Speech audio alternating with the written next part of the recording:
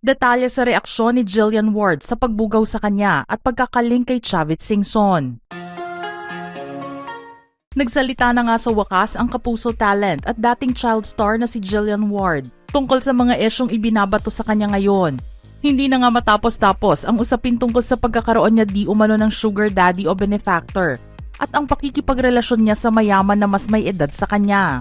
Itinuro nga ang politiko at mayamang negosyanteng si Chavit Singson na siya raw responsable sa pagkakaroon ni Jillian ng mga mamahaling gamit. October 21, 2025, araw ng Martes, sa afternoon TV program ni Boy Abunda na Fast Talk with Boy Abunda sa GMA7, tinalakay at nakapanayam ng King of Talk si Jillian. Sa una at huling beses nga na magsasalita ang aktres, sinabi na nito kung ano talaga ang laman ng kanyang puso. Nilinaw na rin niya ang tungkol sa paratang ng mga tao sa kanyang mahal na ina. Matagal ngang nanahimik si Jillian tungkol sa issue at hindi na lang ito pinansin. Ngunit kalabisan na ang nangyari noong nakaraang araw dahil muli na naman itong naungkat at pinag-usapan. Napapagod na rin siya sa kakasabing walang katotohanan ang issue dahil halos taon-taon na lang ay nabubuksan ang paksang ito. At the time ayoko pong magsalita kasi laging sinasabi sa akin, if it's not real, hindi mo kailangan magsalita. Tapos every year, nagre-resurface po siya. Then last week, lumabas na naman po siya. Umabot din daw ng 4 na taon bago niya binigyang pansin ang issue dahil nadadawit na rin ang kanyang pamilya. Then noong nagbasa po ako ng comments, sobrang na-hurt na po talaga ako. Kasi sobra po yung pangbabastos ng mga tao because of fake news. So it took me 4 years to speak up about it. Yung pinaka-turning point din po sa akin is yung family ko. Binabastos na rin po, especially my mom. So sabi ko, enough na po.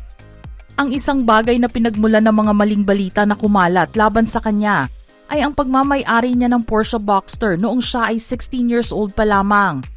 Ang presyo kasi ng isang bagong Porsche Boxster sa Pilipinas ay nagsisimula sa humigit kumulang 2.63 million pesos na may mga presyo na umaabot hanggang 5.3 million pesos.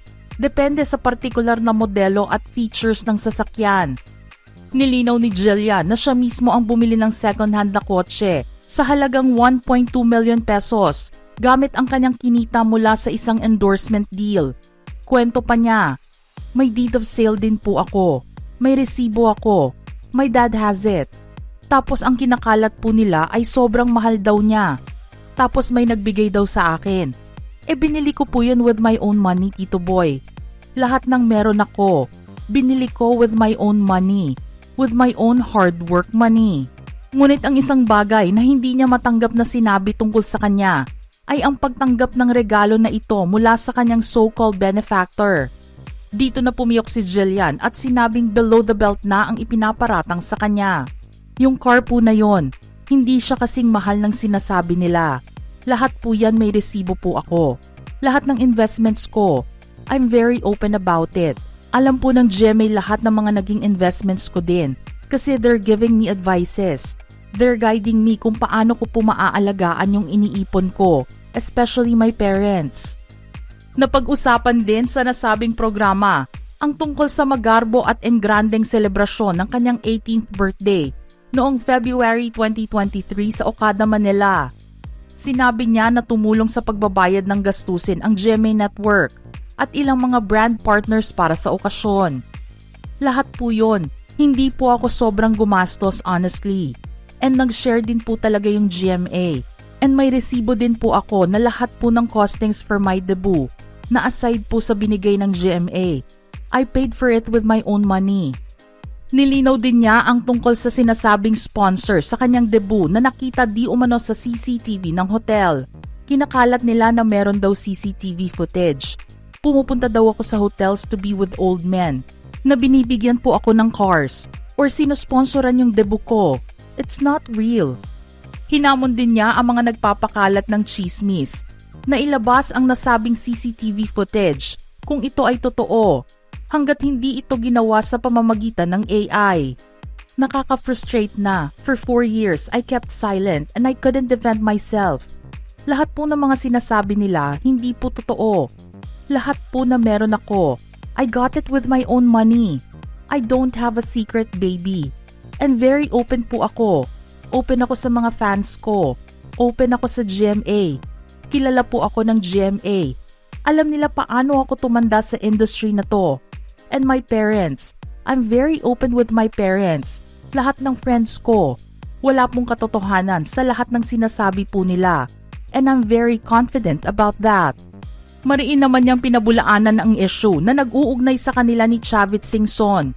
Sinabi niya na kahit kailan ay hindi pa niya nakikita si Manong Chavit at hindi niya rin ito kilala. Never ko po siyang nakilala. Never ko po siyang na-meet. Never ko po siyang nakausap. Never po kaming nagkita. Hindi ko alam kung paano nila nagagawa-gawa ang lahat ng ito. Hindi ko nga po alam kung kilala niya ako. Matapang na sumagot si Jillian sa mga katanungan, ngunit nang mapag-usapan na ang kanyang ina, dito na siya naging emosyonal. Hindi niya rin kasi matanggap na maging ang ina niya, nakasama niya mula pa noong bata siya at nagsisimula na mag-artista, ay pag-iisipan ng mga tao na gagawa ng ikasasama niya at ng showbiz career niya. Natawag kasing bugaw ang kanyang ina na mabilis namang ipinagtanggol ng aktres. Sobrang sakit talaga, Tito Boy, kasi my parents didn't raise me that way. And lahat ng meron ako pinagpaguran ko, and my mom would never do that to me. And sobrang nasasaktan ako kasi hindi po talaga ganun yung mom ko. Tas nadadamay po siya sa lahat ng to. Nananahimik yung mother ko. Sinusuportahan lang daw siya ng kanyang ina, pero nagawan pang gawa ng kwento ng mga naninira sa kanya. Kaya naman responsibilidad niya ang ipagtanggol ito sa mga gustong umaway sa kanyang mahal sa buhay. Sa kabila naman ng lahat ng mga issues na kinakaharap ngayon ni Jillian, malaki ang pasasalamat niya dahil very supportive ang kanyang ama at mga kapatid. May 15 taon na ngang nag-aartista si Jillian Ward. Nagsimula siya sa paggawa ng mga TV commercials hanggang sa ibigay sa kanya ang title role para sa dramedy serye na Trudy's Liit. Di nagtagal ay nakagawa rin siya ng iba pang mga proyekto at tumatak sa isip ng publiko ang mga papel niya sa seryeng Primadonnas, Abot Kamay na Pangarap at My Ilonggo Girl. Ilang mga parangal na rin ang kanyang natanggap mula pa noong kabataan niya. Nariyan ang Best Child Performer, Most Popular Female Child Performer, Movie Child Performer of the Year, Best Actress in Daytime Series, Herman Moreno Youth Achievement Award, at Most Remarkable Actress of the Year. May panibagong proyekto namang ginagawa si Jillian ngayong taon. Ito ay ang action drama series na Never Say Die, kasama sina David Licauco at Korean actor Kim Jisoo.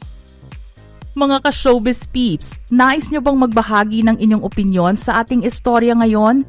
Share your thoughts now in the comment section below.